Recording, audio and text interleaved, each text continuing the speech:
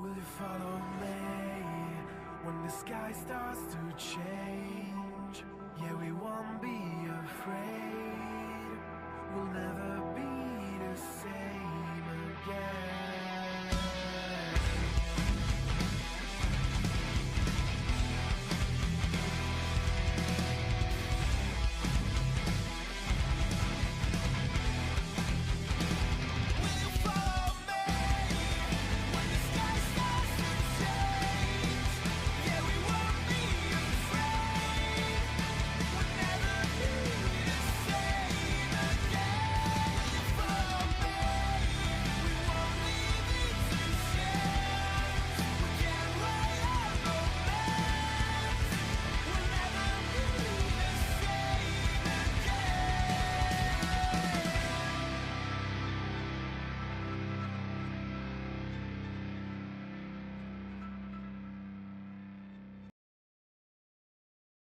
What is going on, guys? This is DropThisBox. It's just gonna be me tonight covering the show because Whawkins and Vash actually attended Saturday night's main event, so they were able to meet for the very first time, which is super awesome. Hopefully one day I can meet the guys. We can, have a fun time, do some shit or whatever. But I'm going to be going over the show tonight. It was a pretty good show. I love the throwback. It was really awesome to see how everything came together. We had 5 matches on the show tonight. We had our main event, which is Cody Rhodes versus Kevin Owens. We had Drew versus Sammy, Chelsea versus Michin. Triple threat match between Gunther, Finn, and Priest, Io, and Liv. And I'm going to be doing everything off the dome tonight because I pretty much want to structure, okay, what is next when it comes to the overall direction of everything post Saturday night's main event leading into the Netflix show. So, without further ado, I'm going to show myself on screen so we can get right into this. And just to give you guys a little reminder, if you guys do see me looking at a different monitor on my screen, it's mainly because I'm trying to make sure all of the time codes are all set for you guys after the show. So just in case there's some people that check out the show after the stream is over, they can click at a certain part of the show so they can see exactly, okay, I want to hear what Drop says right here. I don't really give a shit what he wants to say right here. So I'm going to put our little time code right here, and I'll go over it after the show just to make sure everything is 100%. But without further ado, there's your boy DropThisBox tonight, covering Saturday night's main event.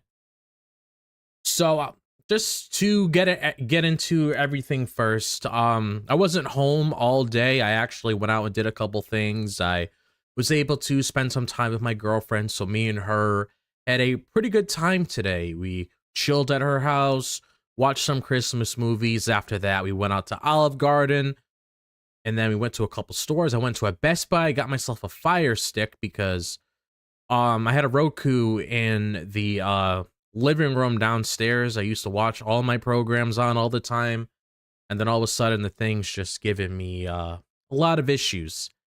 But with that brand new Fire Stick, 4K, everything has that super speed to it, and I absolutely love it. Without further ado, guys, with anime in our souls and thoughts of wrestling out of control, it's your boy Drop today, and I love the entertainment of professional wrestling, so allow me to be the voice inside of your head as I go through the wrestling event of the evening, give my thoughts and predictions on what's to come, and provide an experience inclusive to all nerds. So grab your steel chair, yell for the table, and get put through an experience like no other. Brought to you by AniMA W3 Studios. This is the Weebs of the Ring podcast. So with that fancy little introduction out of the way, this was a show tonight. I mean, a lot of things actually transpired after the show that I really wish was on air. But I understand how social media works nowadays when it comes to, okay, I got to get this clip out. I have to have it go viral. And it seems like that's the sort of direction that WWE is leading into when it comes to the the sort of thing that they want to have on their shows, where it's like, oh, if something happens off air, they want to capitalize on it, like we saw originally with the Cody Rhodes and Kevin Owens attack. When was this? Shit, it's running a blur. But you guys get what I'm trying to say. When Kevin Owens attacked Cody Rhodes outside of his bus, and then they ended up showing it on television. More than likely, you're probably going to see this on Monday Night Raw or probably on SmackDown. Because my biggest question, you know, coming out of today's show, I was like very curious to see exactly like how are they going to capitalize from here all the way up until SmackDown, especially when it comes to the results. I had my friend Billy from work actually attending the show, and he told me that everything seemed to run smoothly. They didn't really spoil anything when it came to the things that mattered most. So I would assume probably whatever you saw here tonight will probably be showcased on that show. You'll probably get a lot of segments in the back, probably continuing those ongoing stories. So we'll have to see exactly how the show is going to be leading into Friday. But what did you guys think of this show? Let me know in the comments as I'm talking. If you guys have any questions that you want to ask me when it comes to anything that transpired within tonight's show, I would absolutely love it. But like we normally do when we start off our show, I know normally there's some people out there that like starting from the beginning, talking about beginning to end, but we actually do things a little bit different here. We actually we talk about the things that a lot of people want us to talk about, especially with what transpired after tonight's show. So I'm going to be touching on Cody Rhodes versus Kevin Owens. And one thing I want to say first is that there was a video that came out a couple days ago with Triple H and Cody Rhodes going over exactly what was in that briefcase for Saturday night's main event. It was supposed to be a special treat. Cody Rhodes was teasing something special was going to be happening during Saturday night's main event for quite some time now. And we saw today that he came out with the Winged Eagle belt, which was honestly a sight to see. I'll just come out and say that like straight off the bat. That was a sight to see because that reminds me of when I was growing up watching wrestling. And when I say that, like this is coming to a time where I didn't really grow up in that 80s or early 90s era. I'm like a late 90s big kid. But as I got into wrestling, I ventured back and I watched a lot of the classic matches and feuds and watched a couple old episodes of Raw and SmackDown and pay-per-views and everything along the lines of that. And one of the things that I've always loved is the aesthetic look of the American Eagle belt. Everybody loves it. Everybody is demanding to just see that permanently on television, which you never know how WWE is. I mean, they might actually make a modern version of it. Maybe they'll have it on television. One thing is for sure, if they were to bring it back, I would assume they would probably style it a certain way because you guys know how they love their marketing nowadays. So I wouldn't be surprised in the slightest if we see one of those things where it's like, okay, we're probably going to get that big W that a lot of people are petrified by. But one thing I will say for sure is that I just to give my thoughts on it, I personally think that we're probably just going to have that for that one time, like it was teased, just to add to the theme of the show, because we still have the other belt. They seem to be really pushing that hard. So, just be glad that, you know, we were having the opportunity to see it come back. I mean, a lot of people were demanding to see it come back, and here we are. We actually see it on television again, which is honestly something that we can appreciate. But definitely moving forward, we're just gonna stick with the original belt. See Vonnie in the chat. How's it going, Vonnie? Hope you're having a great day. Hope you enjoyed the show. Vonnie says in the chat, I don't want that permanently, man. My hot take is that the current belt looks better on Cody. Yeah, the current belt definitely looks good with Cody. Like, definitely stands out. If you like just sit back from here and just look at a picture of Cody with the belt with like a well done photograph, yeah, he looks really great with that belt. The internet is glazing right now a little bit, even though it was beautiful. Oh yeah, I've seen that all over my timeline. Like I can't blame them for like getting excited and stuff like that. But like, you know, definitely for sure. It's always good to just keep it as it is because you don't want it to be one of those things where it kind of takes away the feeling when it comes to that. But like I was getting over, Kevin Owens versus Cody Rhodes. So we obviously know that this was a feud that's been building up for a couple months now because you know the whole story when Cody Rhodes teamed with Roman Reigns at Bad Blood when he went up against Solo Sikoa and Jacob Fatu. And you saw the whole vignette when they were having that conversation and everything along the lines of that. And then you saw Kevin Owens looking at the screen. And you obviously knew from that point on, Kevin Owens wasn't going to be pleased with what Cody Rhodes was doing. And we obviously saw how things evolved from there all the way up to where we are now, which is why we have this feud between the both of them. And obviously you can understand Kevin Owens' reasoning, as we already know, because he had to go through hell with the Bloodline. He went to war with Cody to take down the Bloodline and helped him finish his story, even tried helping him doing it at WrestleMania 39. And now we see Cody Rhodes with the enemy. So obviously you can't really blame Kevin Owens for feeling the way he does. And that's one of the things I really love about the Triple H era is the fact that he's actually making these heels have like a sort of reasoning as to why they're going down this direction.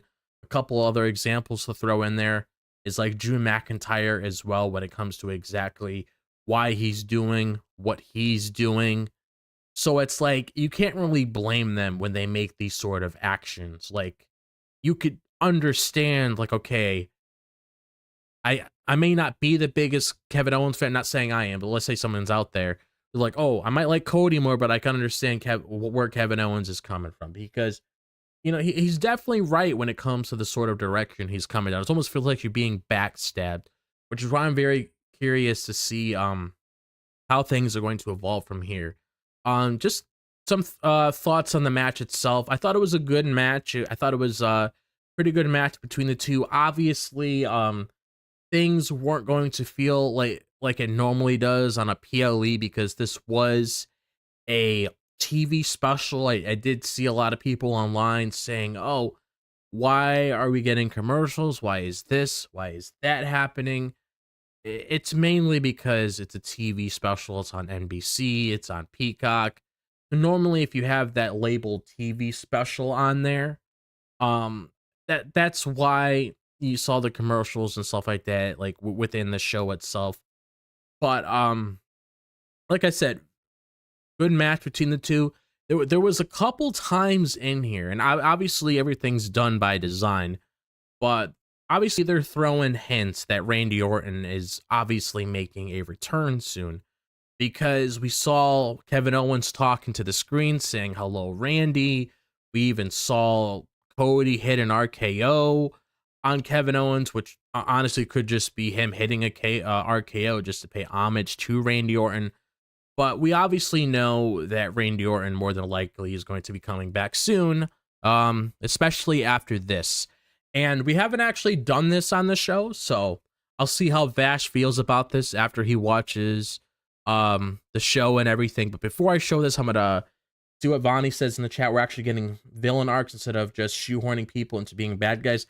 Yeah, I really like that. I like that whole direction because it definitely helps build characters. You can understand the motivations and everything, which is a huge thing when it comes to things that I normally get attached to. So I really do appreciate Triple H doing that. But take a little sip of water. But like I was saying, I'm gonna do something a little bit different. I'll see how Vash feels about it, but this is what happened after the show.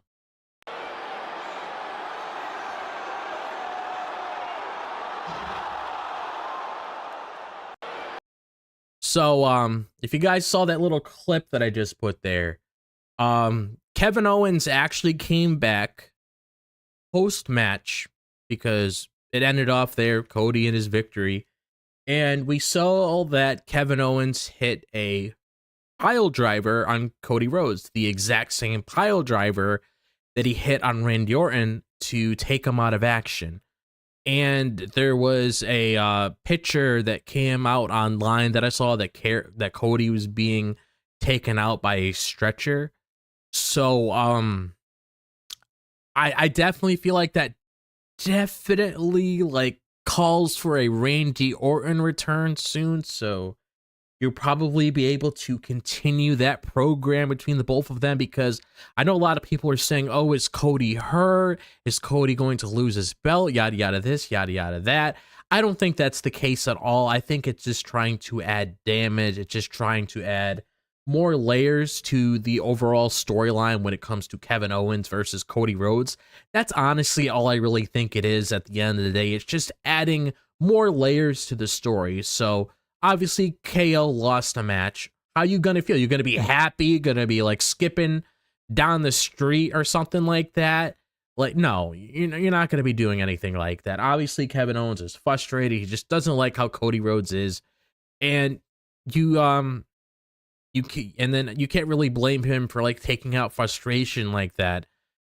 And again, like when it comes to the overall thing that happened with the whole pile driver thing, I like how they're using it when it matters most, because the reason why I like when they do it when it matters most is mainly because it's one of those things where it's like, okay, we're gonna hit the pile driver because we want you guys to take this seriously, not spamming it like you're in a Street Fighter game or whatever it is. You're just spamming those special attacks to knock down the damage on whoever you're fighting. Like, they're doing it when it matters most, so you get that shock value out of the audience. You can get those viral clips that WWE is definitely striding for, which is why things were done this way. I understand a lot of people saying, oh, why wasn't this done on the show? They're obviously doing it for social media. That's just their thing nowadays, and it's going to go viral. People are going to be talking about it because look what we're doing right now. We're talking about it. It's supposed to help engage the audience to just have a conversation about it. Where is this going to lead to? How are we going to get to point A to point B? It was all done by design, which is, something interesting that they're doing, instead of doing like, okay, we're going to end the show, something crazy is going to happen, and then that's all she wrote. Like, I like how they're doing stuff like that. What is going on? Glad that Vash agrees. He likes the idea. He's listening to you via headphones on the way back home. Glad Vash agrees. And Vash, if you are on later, if you I don't know how I'm going to do this because I only set it up for me, but if you want to talk about the show later, just be sure to let me know or leave your thoughts as the stream goes on, because I definitely will be up after the stream. But yeah, obviously things were done by design with that. And another thing I do want to add in when it comes to a specific moment that transpired within the match itself, which was another talking point, because I don't want to just, go over a play-by-play, because you obviously watch the show for that.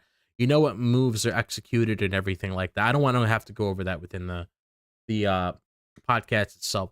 The one thing I do want to bring up is the crossroads on the steel chair, because I know that was the main talking point, the whole shock value factor that happened within this match with Kevin Owens and Cody Rhodes.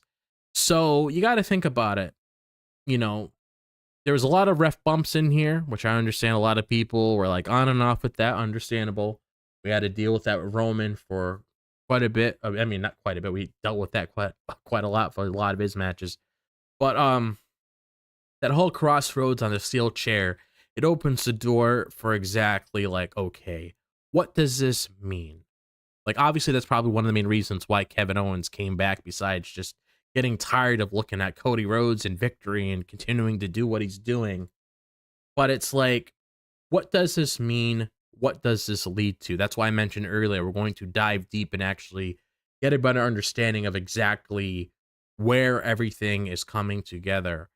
And I know a lot of people were thinking, probably the first thought that comes to people's heads, is this leading to a Cody Rhodes heel turn? Is Cody Rhodes going to turn heel? I don't think he's going to be turning heel. I don't really think that's the case at all. That's their poster boy. They're making a lot of money on him. If they want to do that in the near future, where the lines where it matters, sure, go for it. If Cody is on board, I don't think it's a heel turn.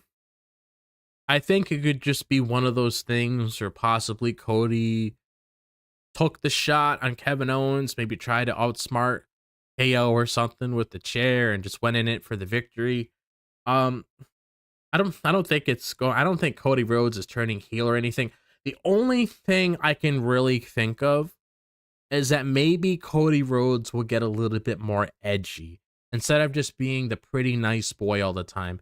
Maybe when it matters most, when an opportunity like that comes up, maybe Cody's going to get a little edgier when it comes to the sort of moves that he does. Or if someone really sets him off, maybe he does something along the lines of that. Because that's honestly the only thing I can really think of right now, because a heel turn for Cody Rhodes doesn't really make sense. Like, Cody Rhodes turning heel against KO, or Cody Rhodes turning heel against a returning Randy Orton, or turning on the fans or whatever. I don't think that's the case at all. I don't think it's leading to that, especially when there's a lot of roads, pun intended, that Cody Rhodes definitely needs to go down as well when it comes to the overall championship arc with Cody Rhodes right now, because we still don't know what's going on with The Rock. The Rock plays a factor that was teased after WrestleMania this year. We don't know if obviously when things eventually start with him and Randy Orton. So I feel like maybe that comes up in the future, but as of right now, I don't think so. But overall, like when it comes to this, that is all I really have to say for the time being. I do want to show this though, because this is another talking point when it comes to another clip that I did see. So I will show this right here.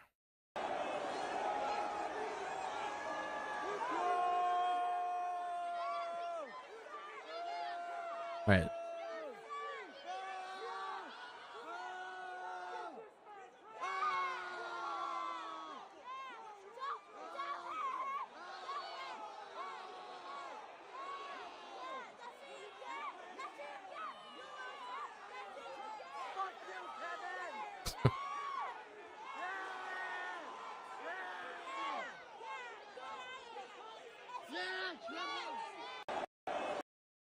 So that clip right there that I showed you, so this was again after the, so we're taking, so let's go from that first clip I showed you guys earlier.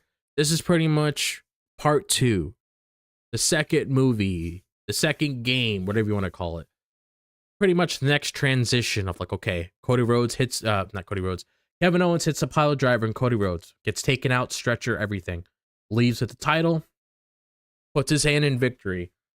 Then we see him and Hunter come face to face with one another.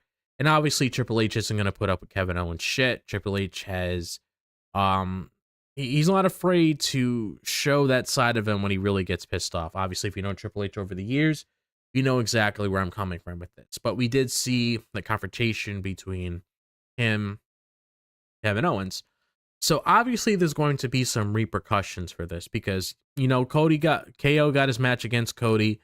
He decided to react this way. So obviously there is going to be some consequences with this. So more than likely we'll probably get a follow-up with this on SmackDown, which is why I'm saying, because when my friend Billy went there, he said there was no videos showing on the screen there of what was happening backstage when he was at the event. So more than likely they probably filmed something that day of to showcase exactly like what was happening from that point on, to really extend that ongoing story between Cody Rhodes and Kevin Owens. Obviously there's going to be some repercussions there, so we're going to have to see exactly where that leads, especially when it comes to Kevin Owens, because now Kevin Owens is attacking Cody Rhodes, took him out just like how he took out Cody. Obviously Nick Aldis, Triple H, etc., so on, are going to have a couple things to say about that. So,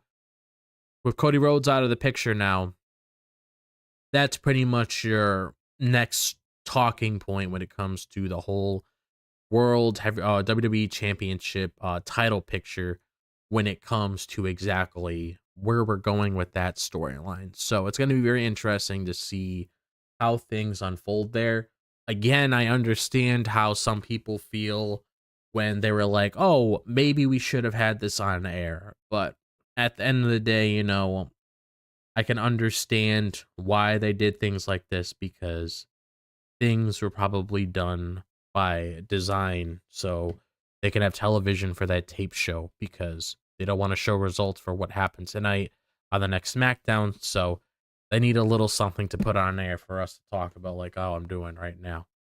So moving on to the next thing. So I'm going to put my little time codes right here. I'll definitely go back and look. We're going to talk about Drew McIntyre versus Sami Zayn. So Drew McIntyre came back recently when, if you guys recall that Monday Night Raw where Seth and Punk were going back and forth with one another, and then you had that little issue happen between Sami Zayn and Seth Rollins throughout the night, where he blamed Seth Rollins for attacking Jay and all the problems that revolved around the both of them. And then you saw towards the end of Seth and Sammy's match, Drew attacked Sami Zayn, and then obviously he attacked Jay that following night. And then we saw last night that he attacked Jimmy Uso. So obviously he's continuing that ongoing story when it comes to his hatred with the Bloodline, because he blames the Bloodline for exactly like all these bad things that are happening to Drew McIntyre when it comes to Drew fighting at home, where he wasn't able to win the bag when it came to becoming a champion, and just a lot of things that really messed with Drew to pretty much set him on this path that he's going on right now. And Drew McIntyre actually posted something on Twitter, which I will bring up, or possibly it was something on WWE's part, but I think it was Drew. I'm gonna look up Drew just to make sure. I think it was on his page. Oh yeah, he says 1 down, 4 to go. And obviously he is targeting the OG bloodline, and I'm probably going to have some issues with the other bloodline as well. So he says 1 down, 4 to go. So exactly what does that mean? So when you think of 1 down, 4 to go, obviously you have Sami Zayn, finished him. Jimmy, Jay, I would assume Roman Reigns, and then Solo Sikoa. That's pretty much like the OG bloodline before everything was formed the way it is, because obviously Sami Zayn, just by associating with being a part of that bloodline and all the issues that they had with one another, Jimmy and Jay obviously just being a part of that. Roman, I mean, don't really have to explain that, you know the story, it's there. And then obviously Solo, which would probably be, you would think Roman would be the number 1 target, but obviously Solo, because now Solo is the tribal chief and he has his own little bloodline, and obviously Drew McIntyre blames everything on Solo Sikoa, because Solo Sikoa was the person that cost him that opportunity for him to win the WWE Championship when he was going up against Roman Reigns at Clash. The Clash of the Castle, or no, it wasn't Clash of the Castle. It was another name. I could be wrong. I think it was. Let me see. The Drew versus Roman. Oh, yeah, it was Clash of the Castle. Okay, my bad. I apologize.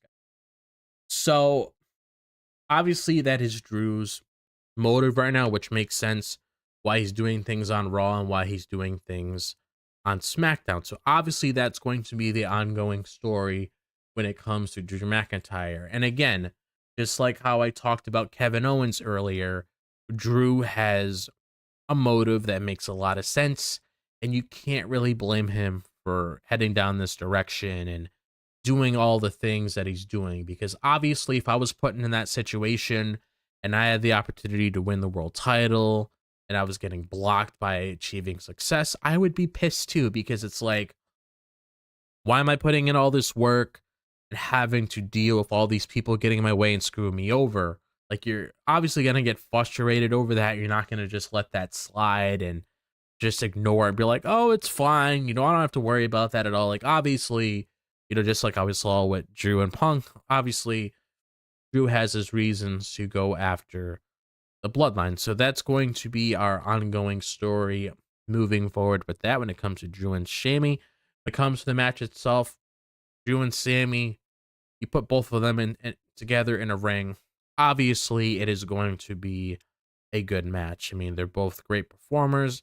You can't really say that it's going to be a bad match, because these guys always put on very entertaining matches. So I would never get bored of a Drew McIntyre match or a Sami Zayn match, because they both are very good. So we'll probably get more depth with this when it comes to Monday Night Raw. And just to let you guys know, I'll probably mention it on air on Monday as well.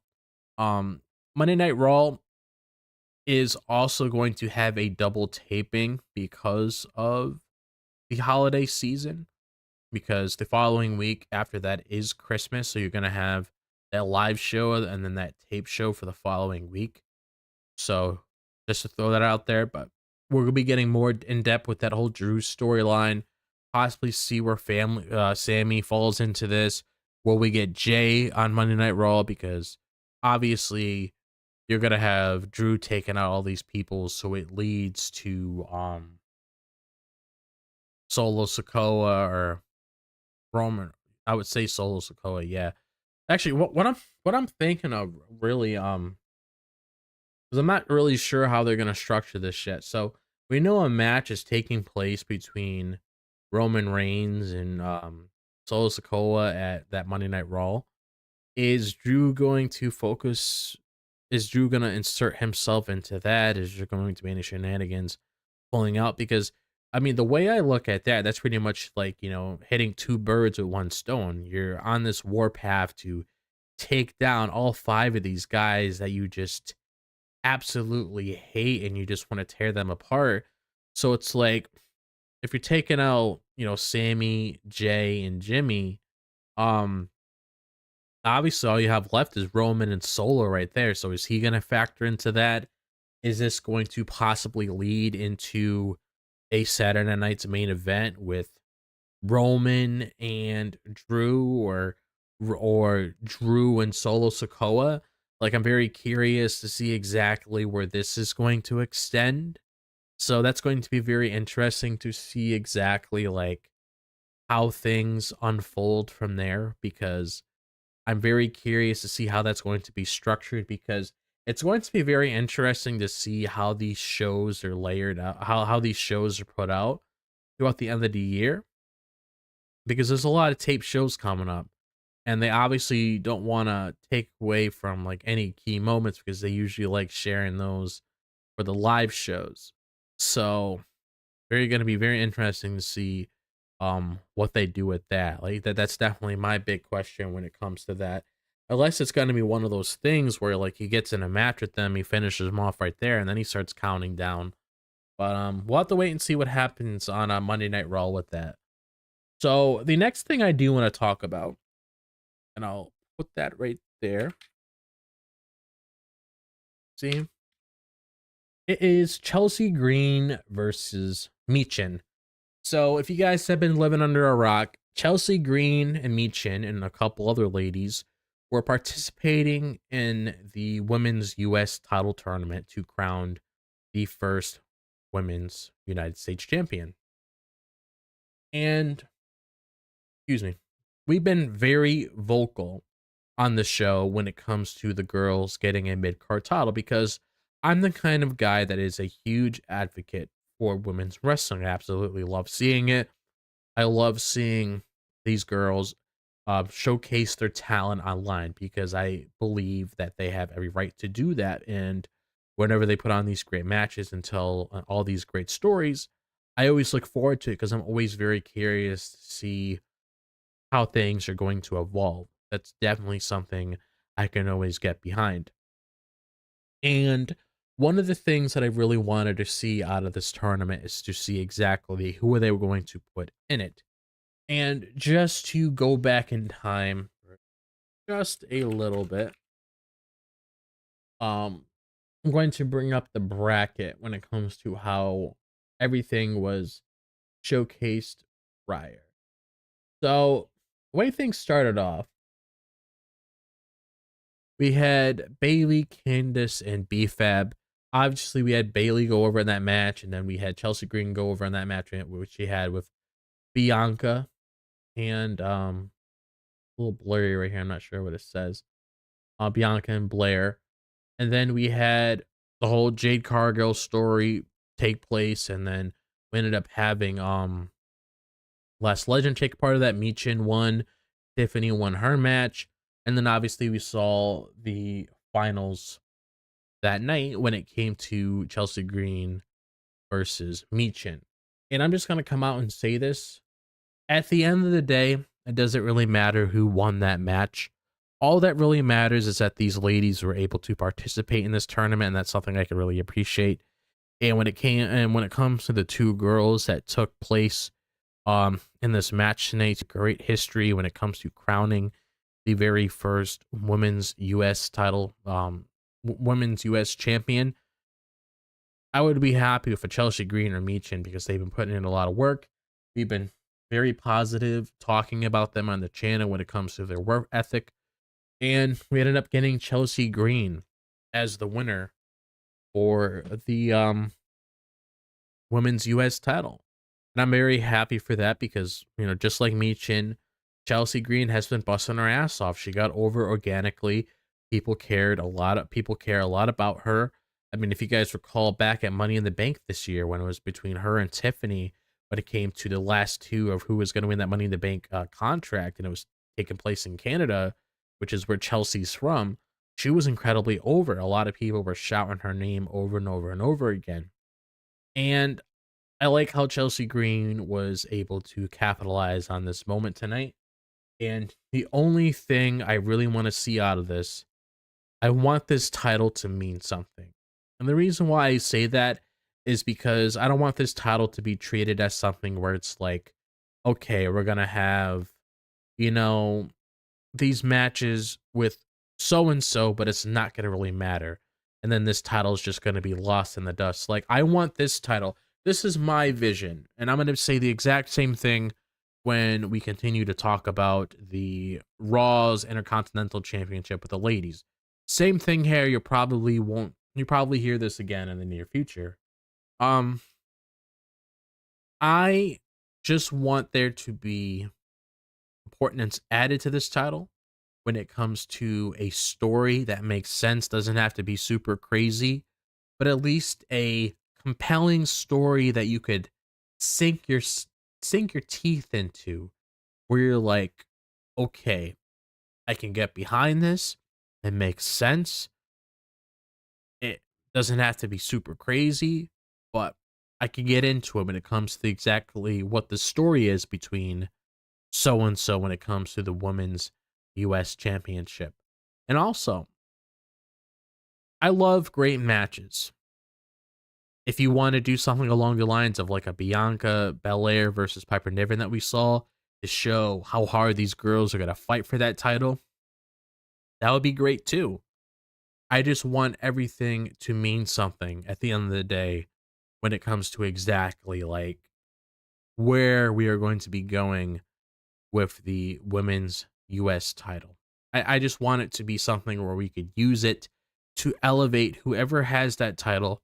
So then once they drop that title, they can move on to the main event picture, because that's how we always see it. I mean, look at the guys. We had Gunther with the Intercontinental Championship, had one hell of a reign. And then after he dropped the belt, he moved on to bigger things. Now he's the World Heavyweight Champion.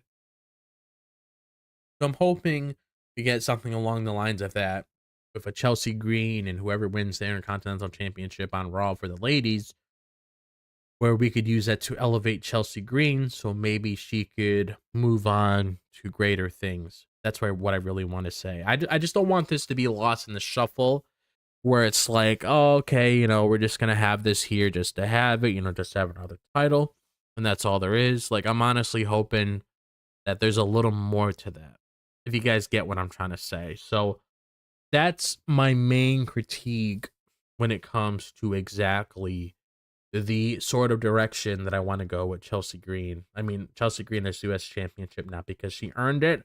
I have no complaints of her winning at all whatsoever. So I am definitely a big fan of this move. It is super awesome to see women's wrestling continuing to evolve. So I have no issues with that at all whatsoever.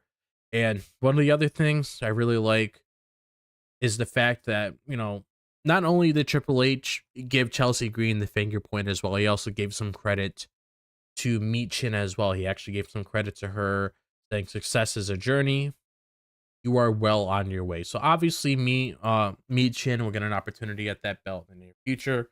I'm not worried about that in the slightest, but let's set this on a good track so we can see where this title is going to lead when it comes to it feeling special, when it comes to adding depth to that title so you could really care about it, if that makes any sense. That's what I mainly want to see here. And that would make me super happy because at the end of the day, that's all I want. That's all I want. You do that simplest thing right there. You give me something like that. Okay.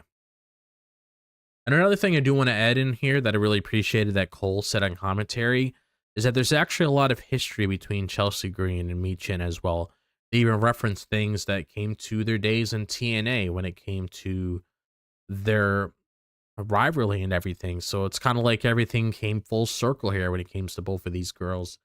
And I liked how this was a callback as well to Chelsea Green kind of getting her win back on Michin when she had that dumpster match with her.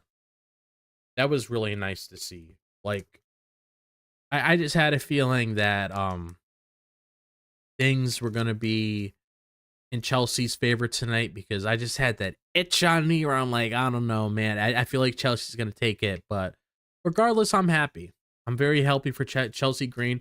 I gotta say, I like her new shirt because she has like the Statue of Liberty, but it's actually Chelsea Green with the US title. So that's pretty cool. So happy for Chelsea Green. Yeah, same here, Vash. Let me know how loud was the pop there when you were watching it. Just gonna get some water.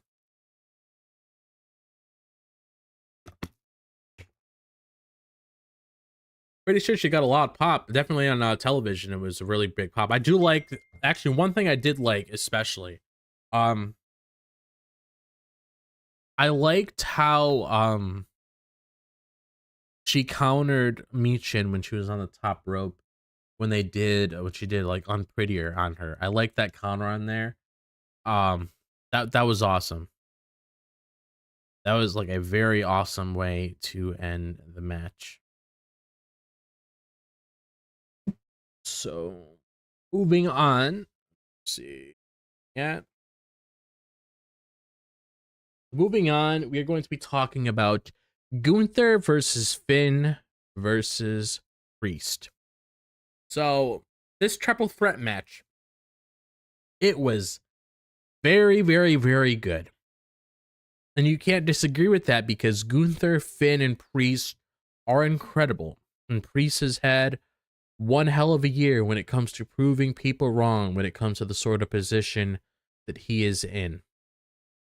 And I'm honestly glad that things didn't end up the way that I thought they were going to head, because I like how we didn't really get that much shenanigans happening tonight. That was an ongoing theme with a lot of these matches because I honestly thought there was going to be some interference here and there. Well, besides what we saw Piper Niven and like Chelsea Meechin's match. But I thought there was going to be some Judgment Day interference or, something along the lines of that happening. But I'm glad that didn't happen. I'm glad that actually had some time to shine, to actually showcase what they're capable of, what they could bring to the table and everything. And I honestly felt like Gunther looked super confident tonight. He looks super confident tonight. So I'm hoping things are heading down that direction when it comes to Gunther getting his confidence back, because when he saw an opening, he went in there, he took it, and he took out Damian Priest and Finn Balor, and he won that match right there. And that's something that I could really appreciate if they are heading on that direction when it comes to Gunther with this whole issue that he has currently when it comes to his confidence. So I'm really hoping that things are getting better for Gunther. But at the end of the day, things just played out the way I expected it to be when it came to Finn and Damian Priest. Like when it came to them just focusing on each other the entire time, which I knew that's how things were going to happen when it came to them just being so focused on this hatred, so focused on, just tearing each other apart from limb to limb. And that was definitely going to come into the picture when it comes to exactly how this match was going to go and how Gunther was going to find that ending so he could put an end to this match once and for all. And that's exactly what we saw here today. So my next question is, what is next for Finn Balor and what is next for Damian Priest? Because obviously Gunther is going to move on to greater things, and I'll touch on something to see if we might be heading down that direction, but I don't think we're doing it anymore based on previous rumors and everything. But as of now, it seems like Gunther is moving on and we're just going to be focusing on Finn and Damian Priest. And I feel like if you really want to move on from this, I feel like the best way to do it, honestly, is like at that Netflix premiere, they're loading it up, they're making it feel like a WrestleMania. Just have Finn Balor versus Damian Priest. And I mean, honestly, if you really want to, you could just blow the match off there, especially if they're doing this whole transfer window thing when it comes to trades between both shows. I mean, you could just blow off the match right there, and then you could have these guys just move on with everything. Because I feel like, honestly, when it comes to the next Netflix premiere, that's probably the best thing you can really do when it comes to blowing off certain feuds and moving on from it, which I'll definitely dive into when it comes to the next match that I'm going to be talking about. But I would just settle their business there, especially with that recent rumor about Finn Balor having a proper singles push in 2025. So I'm honestly hoping that things are heading more in Finn's favor if we do get that match, because I feel like since Damian got the win in that Bad Blood match, realistically the feud should have ended there. Because, Priest got the win, so you would think realistically, oh, okay, everything's wrapped up there. But I would have Finn win this match, and honestly, I would just have him break off of Judgment Day, depending on when they're going to do it next year. I don't think that they're definitely not doing it this year, but definitely something to consider when it comes to next year of possibly what they're going to do to just help. Pretty much, it's kind of like a reset. It's kind of like you're in the new year. You're starting all these new directions for all these characters, heading into the Royal Rumble and everything along the lines of that, and into WrestleMania. So I feel like that's probably the best thing you could do.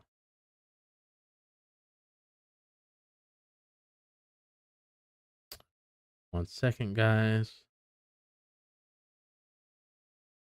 So yeah. And as for Gunther, what I could possibly see with Gunther, I was gonna say Punk, because there was rumors that came out months ago when it came to CM Punk. CM Punk and Gunther having some sort of match. I don't think that's the case anymore, especially when it comes to this Seth Rollins versus CM Punk rumor. When it comes to them having a match at that Netflix premiere. So when it comes to Gunther, I mean, Finn Balor and Priest, have their own issues right now. The crowd was loving Gunther good. I love that. I mean, it's like we saw with the whole transfer window thing. Like we saw Gunther talking to Nick Aldis on SmackDown, and then we saw Cody Rhodes talking to Adam Pearce on Monday Night Raw. I would assume maybe we just see Gunther start anew whenever he starts going on SmackDown or like something along the lines of that. I mean, unless something happens on Raw and extends there, I don't really know because it doesn't look like Drew McIntyre is really going after the world. Well, is on. It doesn't really look like Drew's really going after the world title right now because he's targeting the Bloodline. Um, Seth and Punk are targeting each other. So I really don't know exactly where Gunther's gonna go. I mean, I can look at Raw and right now. Let me look at the Raw roster honestly and see if I can really think of somebody that would make any sense. Let me see. Yeah, I definitely need to look at the roster real quick. I'm honestly very curious to see where are we here when it comes to Raw. Yes, I'm looking at some Raw superstars. Anything pop out at me? Braun Breaker's the Intercontinental Championship. Intercontinental Champion obviously has focus on that. Punk, we already talked about that. Him and Seth. Damian Priest, him and Finn. Possibly Dom, but I think that's going to just extend between him and Finn. Drew obviously focusing on the Bloodline. Ilya would be perfect if he was back, but he's out of injury right now. Jay obviously targeting Drew. You got any ideas, Vash? If you're still in chat. Sheamus, I can't see it because it seems like things are still going on between him and Kaiser. I don't know. I really don't know.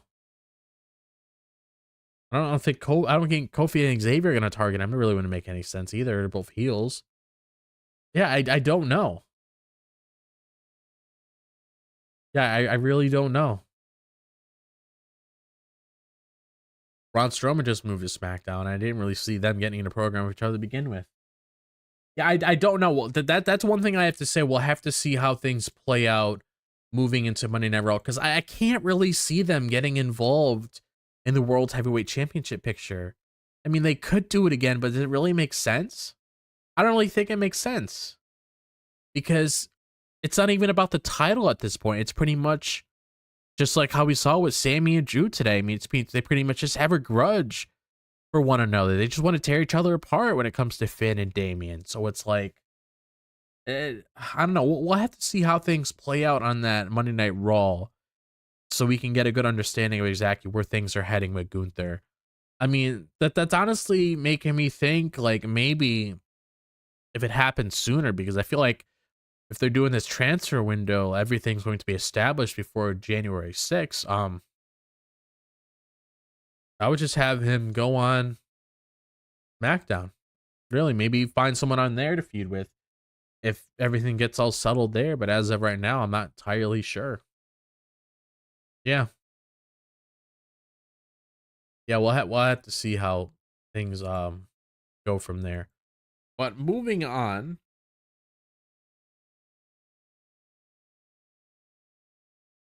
I'm going to be talking about Io, or I should say, Liv Morgan versus Io Sky. I'll say the champion first. Liv Morgan versus Io Sky. Vash, you're still in chat. Let me know how the energy was for this match.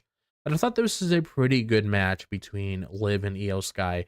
And this has been a really big talking point when it comes to me and the guys talking about Io and Io's involvement when it comes to the Liv Morgan versus Rhea Ripley rivalry that's been going on for, quite some time now, ever since Liv took her out and then she began her whole revenge tour by, becoming women's champion, everything like that, everything revolving around Rhea.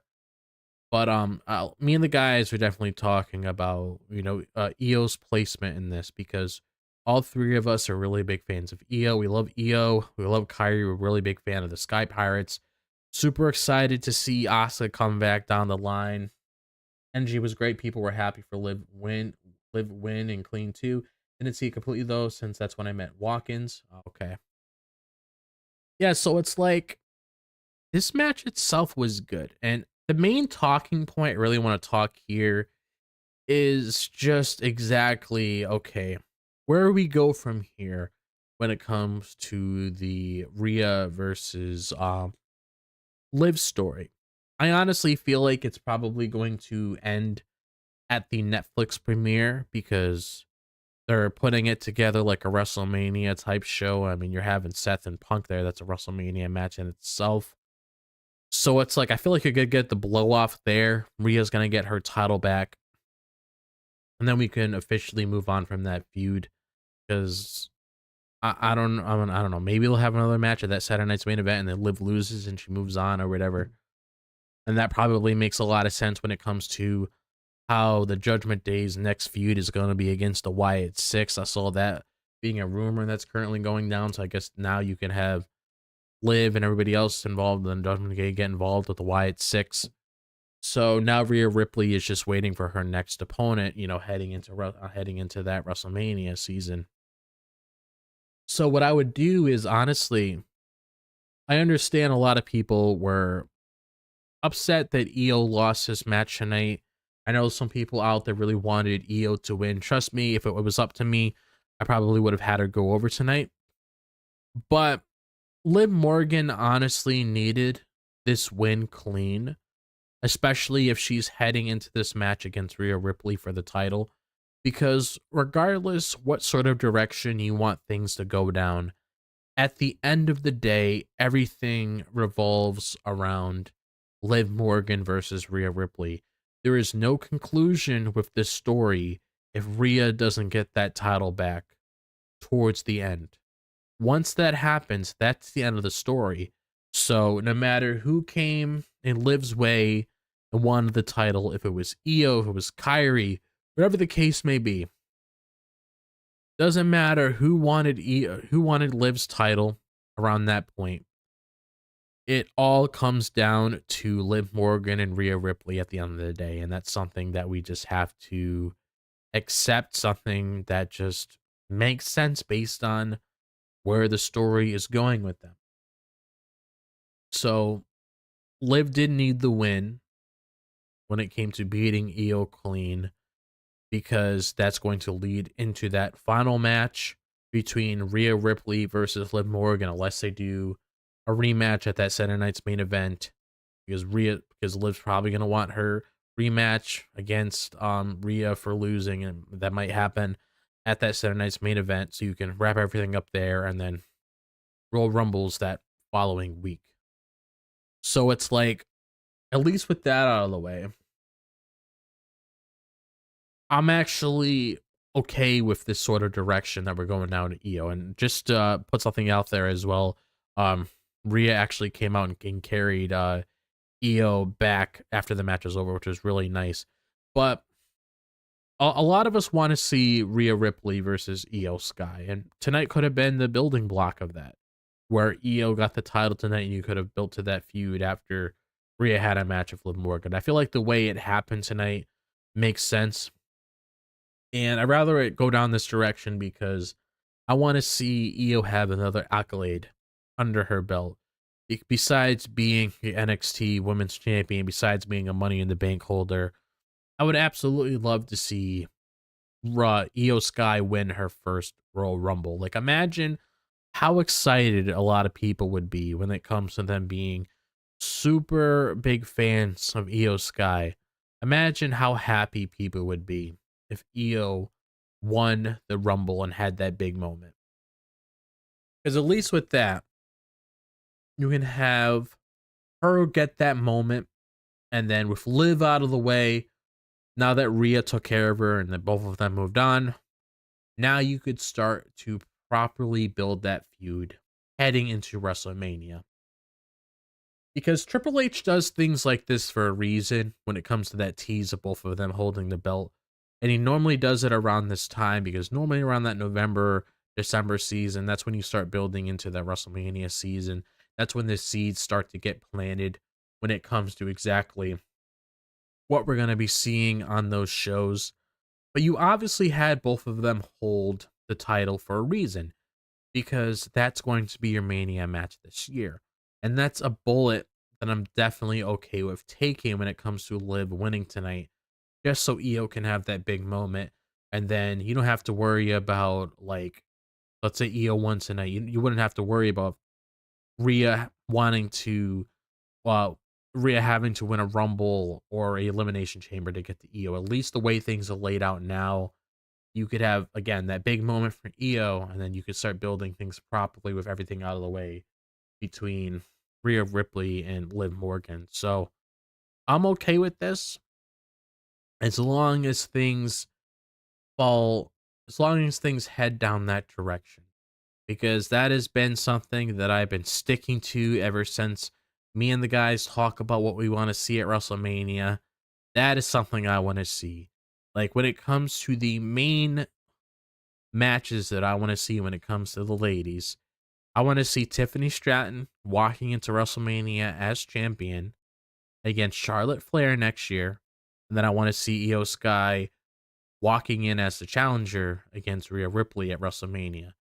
That's something that I definitely want to see. I feel like those two matches right there would be great, especially when it comes to Tiffany, upcoming talent within the division that's going to be a big key player in the future of the company. Seeing her and a veteran like Charlotte Flair going up against each other, and then seeing Io and Rhea go up against each other. I mean, that would just be a phenomenal match, because I can't get enough of those, seeing those two together. And that just screams money. That just screams a lot of money, and I would absolutely love to see that. But that's why I feel like what we're going to be heading into, we just have to get this whole match between Liv and Rhea out of the way, and then we could finally move on from that, because I know there's a lot of people out there that want to move on from that, so we can eventually just start heading into a new light, so we could see things properly. But other than that, though, those are my overall thoughts on Saturday night's main event. Not like a whole lot of talking tonight, because it's just me. If the other guys were here, we would have a conversation for 2 to 3 more hours, because trust me, last night's show was almost 3 hours long, because when you get the three of us in here together, we talk nonstop. So it's like, when it comes to my overall thoughts on this show, I thought it was good. I love the whole retro feel to it, and love seeing the American Eagle belt come back. That felt so good to see that on the television again. And really curious to see how things are going to evolve with Drew, like we discussed. I'm really curious to see how that title is going to be treated with Chelsea Green. Hopefully things end up going down the direction that I talked about on tonight's show.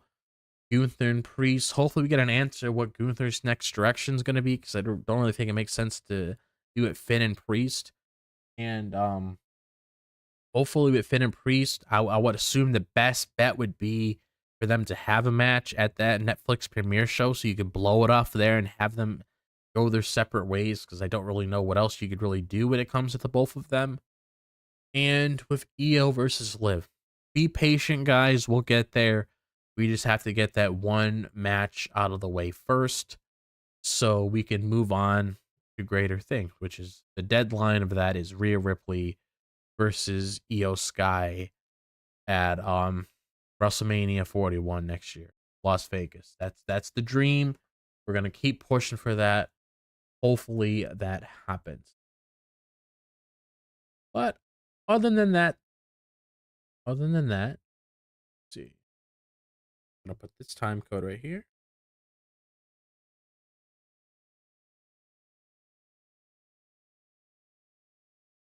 But other than that, though, I want to thank you guys for taking time out of your night to listen to the Weebs of the Ring podcast.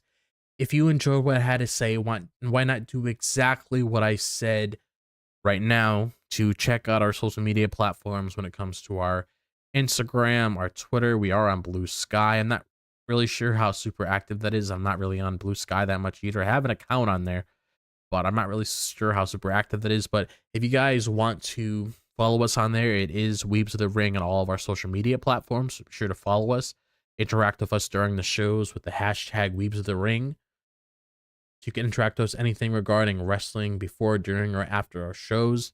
And feedback is always appreciated, as we are nothing without you guys tuning in. Weebs of the Ring is presented by AniMA W3 Studio. Thank you for our production team for all of their hard work. And thank you guys once again for joining us. And remember, no stunt grannies were harmed in the recording of this podcast. And have a great night, guys. And I just want to say right here, I will be here with Vash and Whawkins for the coverage of Monday Night Raw's show. So we'll see the boys back on there. You'll also see me there as well. So other than that, have a great night, guys.